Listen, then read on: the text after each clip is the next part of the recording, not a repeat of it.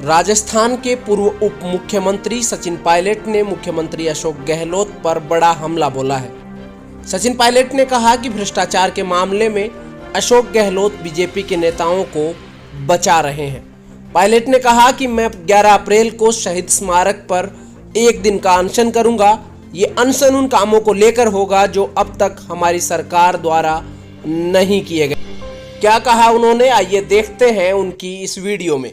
दोस्तों, आप सब जानते हैं 2013 दिसंबर में कांग्रेस पार्टी की सरकार थी और हम चुनाव हार गए थे।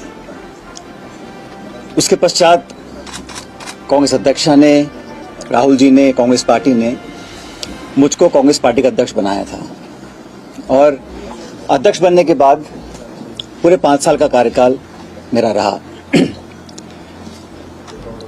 इस कार्यकाल में सरकार वसुंधरा जी की थी और 163 के बहुमत के साथ एक मजबूत सरकार राजस्थान में बनी थी। उस सरकार का लगातार हम लोगों ने विरोध किया नीतियों के आधार पर, लेकिन सबसे प्रमुख प्रहार जो उसकी सरकार की विश्वसनीयता पर रहा वो वसुंधरा जी की सरकार में हुए भ्रष्टाचार पर था। हम लोगों ने लगातार एक जिम्मेदार विपक्ष की भूमिका निभाई और जो भ्रष्टाचार के प्रकरण सामने आए उसको हमने उजागर किया, जनता तक लेकर गए और मुझे लगा कि हमारी बात को कांग्रेस के कार्यकर्ताओं की, हम नेताओं की जो आवाज थी, जो बात थी, जो तथ्य थे, जो प्रमाण थे, उनको जनता ने स्वीकार किया। यही कारण था कि 5 साल की सरकार के बाद जब चुनाव हुए तो जनता ने हमारे बातों पर विश्वास किया और 163 से वो 70-71 पर आके रुक गए थे। इस पूरे कार्यकाल में जो आरोप लगे वसुंधरा जी की सरकार पर, वो आरोप हम सब लोगों ने मिलकर लगाए, कांग्रेस पार्टी के नेताओं ने, मैंने अध्यक्ष के नाते और तमाम सभी नेताओं ने।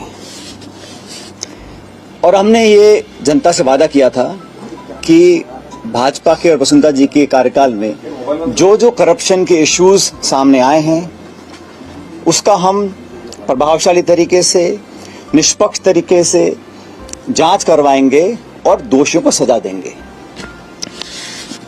मैंने कभी भी प्रतिशोध की भावना के साथ या द्वेषपूर्ण भावना के साथ कार्रवाई करने पर ना कभी मैं पहले सहमत था, ना आज सहमत हूं। लेकिन ये बात भी सच है कि विपक्ष में रहते हुए हमारी जो विश्वसनीयता थी वो तभी कायम रह सकती है जब हम अपनी बात पर खरा उतरें।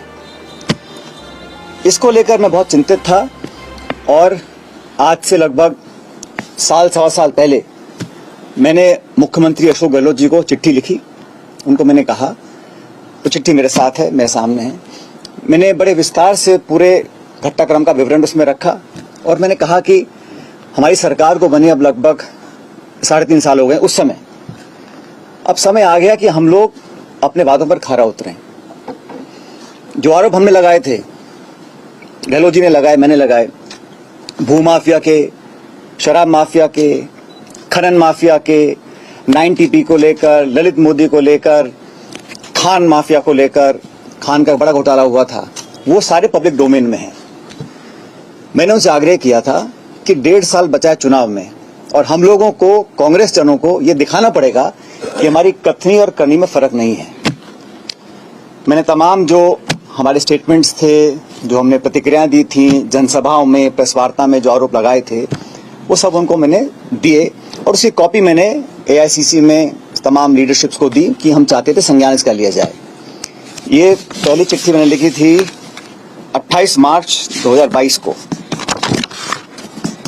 उसका मुझे जवाब नहीं मिला, तो फिर मैंने 2 नवंबर 2022 को एक और चिट्ठी लिखी। उसमें उनको बड़ा विनम्रता से आग्रह किया कि मैंने आपको पहले लिखा था, ये प्रकरण हुए, ये आरोप आपने लगाए, मैंने लगाए, पूरी कांग्रेस पार्टी ने लगाए और जनता ने हमारी बातों को विश्वास किया। तभी तो हम लोग जहां सिर्फ 21 सीटों पर रह गए थे 2018 के चुनाव में, 2013 के चुनाव में 21 से लेकर हम 100 तक पहुंचे, तो हमारी बात पर लोगों ने विश्वास किया था। चिट्ठी लिखी मैंने 2 नवंबर 2022 को, उसका भी जवाब मुझे मिला नहीं। और हम चाहते हैं कि जब जनता के बीच अब सिर्फ 6 महीने का, 7 महीने का समय बचा है, तो हम लोग पब्लिक में जाएं उससे पहले हम लोग कुछ कार्रवाई करें। आप जानते हैं कि भारत सरकार ईडी, सीबीआई, इनकम टैक्स तमाम एजेंसीज का दुरुपयोग कर रहा है और ये पूरा देश जानता है, इस बात को संपूर्ण विपक्ष बोलता है, हम लोग भी बोलते हैं कि एजेंसीज का दुरुपयोग किया जा रहा है भारत में। और 95% जो छापे, नोटिस, कार्रवाई हो रही है ईडी के माध्यम से वो विपक्षी नेताओं के ऊपर हो रही है। इसको लेकर विपक्ष की तमाम पार्टियां न्यायालय तक भी गई हैं। तो एक तरफ तो केंद्र सरकार एजेंसीज का दुरुपयोग कर कर जो कांग्रेस की लीडरशिप है उनको टारगेट कर रही है। अब फर्जी केस बनाए जा रहे हैं, चाहे वो नेशनल हेराल्ड का केस है, चाहे वो यंग इंडियंस का केस है, और मुकदमों में, केसों पे सुनवाई हो रही है, पेशी लग रही है, समन्स आ रहे हैं, नोटिस आ रहे हैं। एक तरफ तो वो ऐसा काम कर रहे हैं और राजस्थान सरकार जो हमारी अपनी सरकार है, यहाँ पर जो हमारे एजेंसी संसाधन हैं उनका हम ना तो सदुपयोग करें ना उपयोग कर रहे हैं। तो ये बड़ा विचित्र मामला था, इसको लेकर बहुत मैं चिंतित था। मैंने ये प्रकरण साल भर से ज्यादा हो गया, तो आज मैं चाहता हूं कि ये बात पब्लिक डोमेन में जाए, क्योंकि कांग्रेस कार्यकर्ताओं को लगना नहीं चाहिए, पब्लिक को लगना नहीं चाहिए कि हम लोग कहते कुछ है करते कुछ है।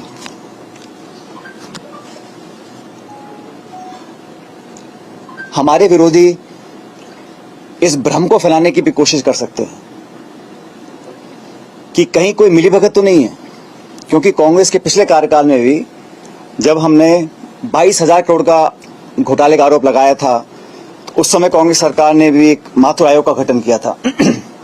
लेकिन न्यायालय ने कहा कि जो गठन हुआ है आयोग का वो प्रॉपर तरीके से नहीं किया गया, उसमें कोई लीगल कमियां रह गई थी और उसको खारिज कर दिया।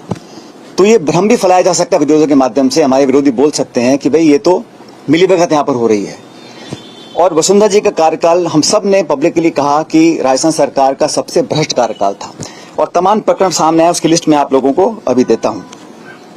तो इस धारणा को तोड़ना, प्रभावी तरीके से तोड़ना कि कहीं ऊपरी मिलीभगत तो नहीं थी, बहुत जरूरी हो गया, क्योंकि चुनाव में अब सिर्फ 6-7 महीने का समय रह गया है।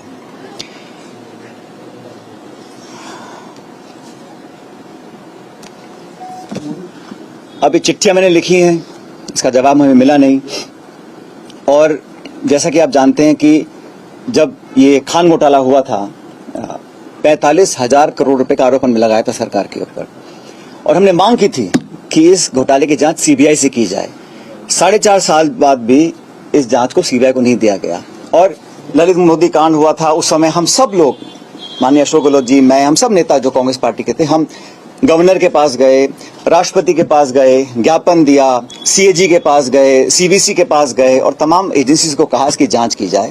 तो आज जब 4.5 साल, 4.25 साल पूरे हो गए सरकार के, कांग्रेस सरकार के, तो भ्रष्टाचार, करप्शन के ऊपर जो हमारी एक नो टॉलरेंस पॉलिसी है करप्शन को लेकर, उसको और पुख्ता करने के लिए हम चाहते थे एक विस्तारित, पारदर्शी और प्रभावी कार्रवाई करी जानी चाहिए। अभी तक वो कार्रवाई करी नहीं गई है। और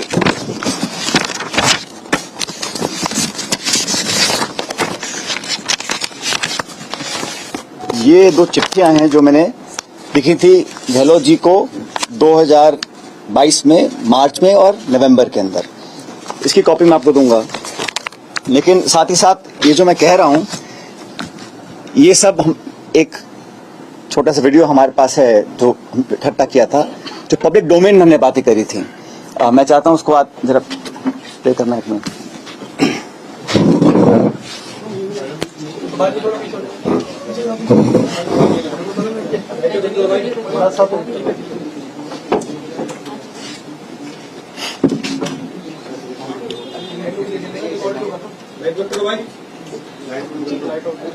मुझे छिपाया जा रहा है। इसका मतलब ये होगा कि अमित शाह जो उनके अध्यक्ष है, वसुंधरा जी, उनको सही पिक्चर नहीं दे रही है। एक तरफ तो लोकपाल को भेज रही है फैसल अली खानों के आवेदन को रद्द करके, और फिर भी इनको कैबिनेट नहीं दिख रहा है अमित शाह साहब को। और दूसरा जो 2.5 करोड़ में पकड़े गए हैं, उनके लोग जेल में बैठे हुए हैं, फिर भी नहीं दिख रहा वो करप्शन। मॉरिशस से पैसा आया है, ईडी जांच शुरू कर रहा है, फिर भी वो करप्शन नहीं दिख रहा है। उसका क्या कहना? उसका मानना है कि वो क्योंकि बीजेपी अध्यक्ष हैं तो उनको कुछ तो बोलना ही, इसलिए बोले। और करप्शन से पार हो गए राजस्थान में। मुख्यमंत्री का परमिशन पूरा रहा उन लोगों को, करप्ट लोगों को। IAS तक के अरेस्ट हुए, उनको बचा लिया गया, जमानत पे करवा ली गई, केस को दे दिया गया, लोकपाल ट्रांसफर कर दिया गया, सीबीआई को नहीं दिया गया। जल्दी आएगा, जल्दी आएगा। खान घोटाले पे आरोप लगाए तो भाजपा सरकार से बद्री और खान घोटाले पे हजारों करोड़ के आरोप आगे लगा रहे हैं और केंद्र से जो ओपीसी में आ रहे हैं प्रेस वार्ता में मोदी लगा रहे हैं। आपने इसी तरह सर दलित गेट 90 या 90B इनसे आरोप लगाए थे, लेकिन कुछ आउटपुट तो निकला नहीं। इनसे कुछ आउटपुट निकलेगा आपकी सरकार आने पर या इसी तरह रहेगा?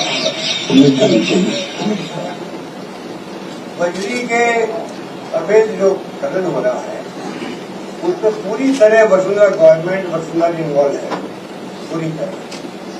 जिस प्रकार से जैसे शासन आई है तब से बजरी माफियाओं के सांठगांठ करके जो खेल खेला गया है, आम जनता समझ नहीं पा रही है। मीडिया समझता है तो उनकी परवाह नहीं की जा रही है, विपक्ष खोलता है तो उनको कोई चिंता नहीं है, और करोड़ों रुपए का लेन देन प्रतिमाह हो रहा है, प्रतिमाह। कल मैं आ रहा था हिंगोली से, तो टोंक जिले में एंटर करते ही मुझे नौजवान मिला। वो कह रहा कि बद्री के ट्रकों ने यहाँ पर जाम कर दिया, तो मैंने शिकायत की जाके थाने के अंदर।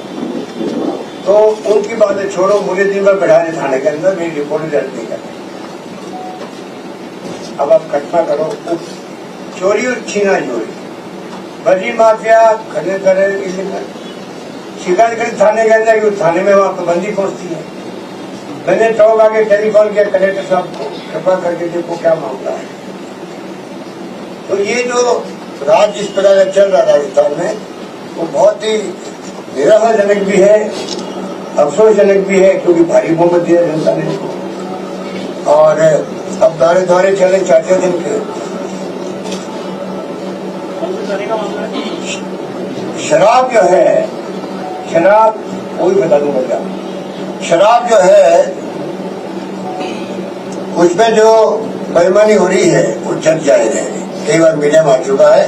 और सरकार बजरी माफिया वाले क्या कर रहे, दोसा के अंदर जोधपुर के अंदर आप लोग छापते रहते हैं, दौड़ा दौड़ा कर पीट रहे हैं टीमों को।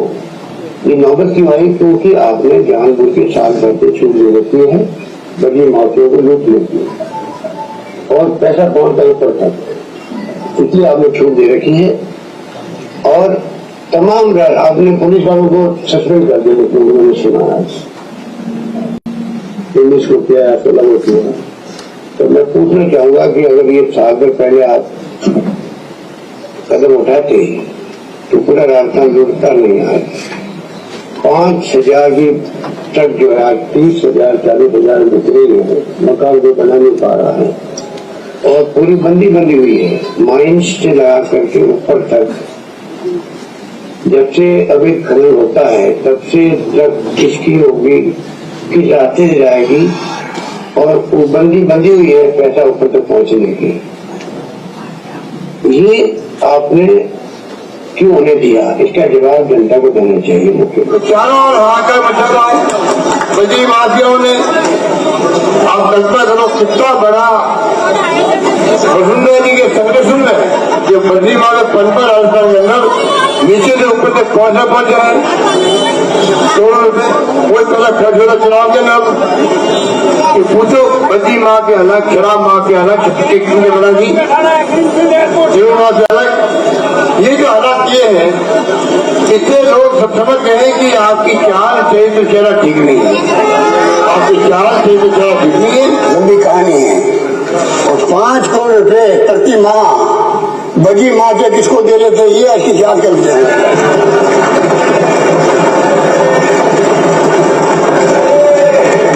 प्रतिवर्ष नहीं, प्रति माह 5 करोड़ रुपए कहाँ जा रहे थे, ये बताइए मुझे। आप हमसे पूछते हो कि बजरी आबकारी के अंदर तो जिस प्रकार लूट मची सरकार ने, उन्होंने रिकॉर्ड बनाया। ये बीजेपी सरकार पहली सरकार है जिसने जनता को लूटना स्वीकार करवाया करप्शन के माध्यम से। जनता की जेब से पैसा निकालो, शराब की कीमतें बढ़ा दी गई अनऑफिशियली, और पर दुकान 25,000 रुपए वसूल किए गए पूरे राजस्थान से। लाखों करोड़ रुपए इकट्ठे हुए इनके, वो पैसे कहाँ गए मुझे पता नहीं। मछली को करप्ट कर दिया लोगों ने, खुद के स्वार्थ में पैसा ऊपर तक पहुंचता था। खुद के स्वार्थ में शराब की जो रेट होती, फिक्स रेट होती है एमएसपी की, एमआरपी, उसको बदल करके आपने छूट दे दी कि आप जनता को लूटो। और नामे इन्होंने किए थे, उसको ठीक करने में लगे हुए हैं। बजरी के अंदर भी यही मामला है, अवैध खनन करो, 5,000 की ट्रक है वो 30,000 बेचो, 40,000 बेचो, कुछ भी करो, पैसा ऊपर तक पहुंचना चाहिए। 55 करोड़ रुपया प्रति माह पहुंचे ऊपर, ये स्थिति बनी थी। और पूरा सिस्टम जो था पुलिस का, माइनिंग का, ट्रांसपोर्ट कंपनियों का, वो पूरे सिस्टम को बर्बाद कर दिया, पूरे सबको करप्ट कर दिया। ऐसी हरकतें मैंने कभी देखी नहीं आज तक। आग लगी हुई देश है।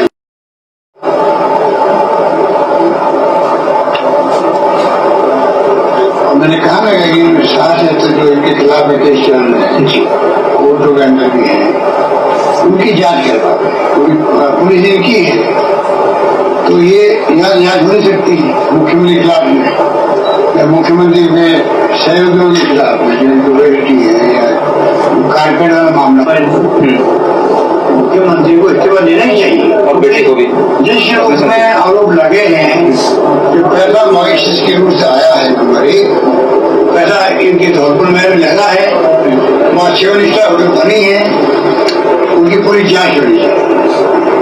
पैसा कितना लगा है, कहाँ से आया है, कैसे लगा है, पूरी जांच होनी चाहिए। इस बात जो आई थी केंद्रीय, और इन्होंने जो आजादी के बाद में पहली गवर्नमेंट के मुख्यमंत्री है देश के अंदर, पहला नागरिक होगा जो किसी दूसरे मुल्क के सरकार को ये कहे कि मेरे मुल्क के लोगों को मालूम नहीं पड़ना चाहिए कि मैं क्या आपको एविडेंस दे रही हूँ। आरोप लगते हैं भाई ये घूसखोर भूमि दबा ली राज परिवार ने धौलपुर के अंदर, महल का हिस्सा कॉमर्शियल करके दे दिया नेशनल हाईवे को। जमीन जो है महल के अंदर की पूरी जमीन वो गैर मुमकिन स्वेच्छक है, ये हम भी सुनते रहते लोगों से।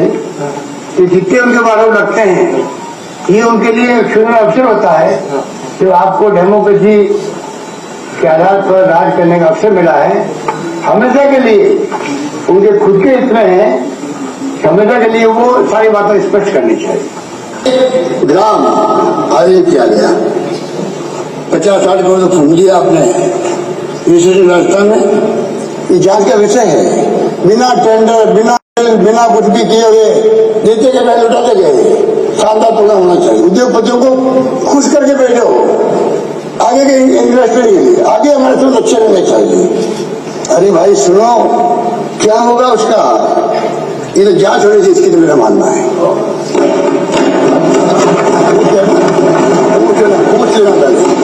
पूछ लेना भैया। एग्रीगेट आयोजन 67 करोड़ रुपए खर्च कर दिए।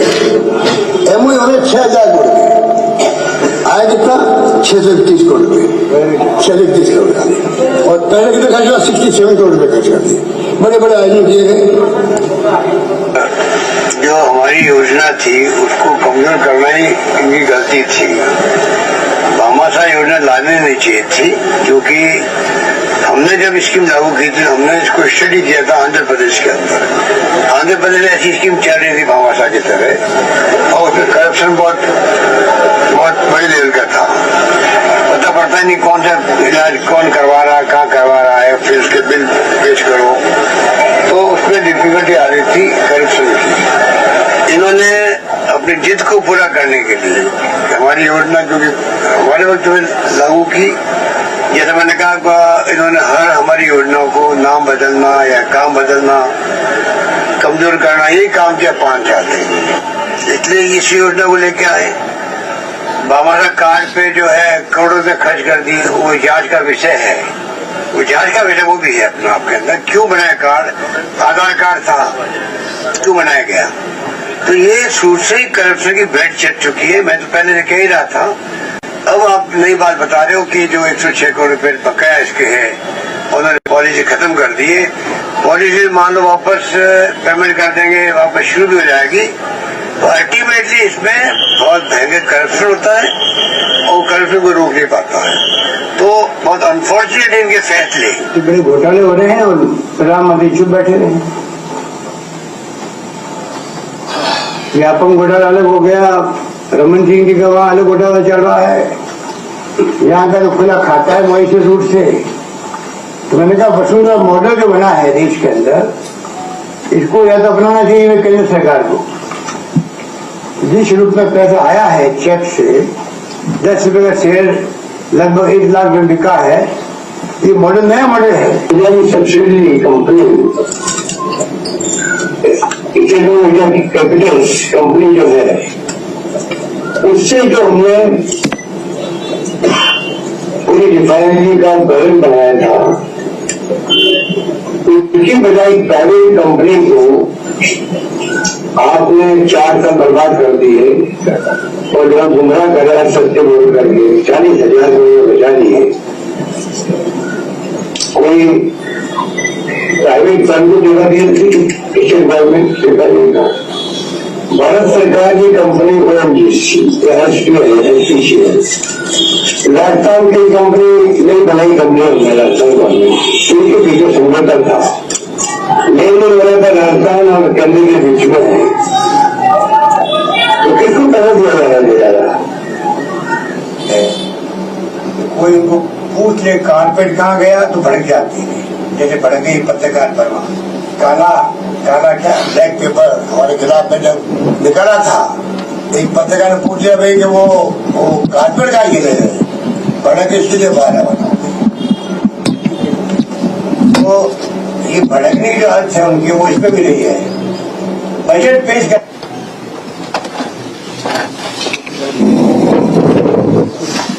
अब साथियों, ये जो करप्शन को लेकर गहलोत साहब ने जो बातें बोली हैं, इससे कहीं ज्यादा मैंने भी बोली थी और हमने मिलकर बोली थी।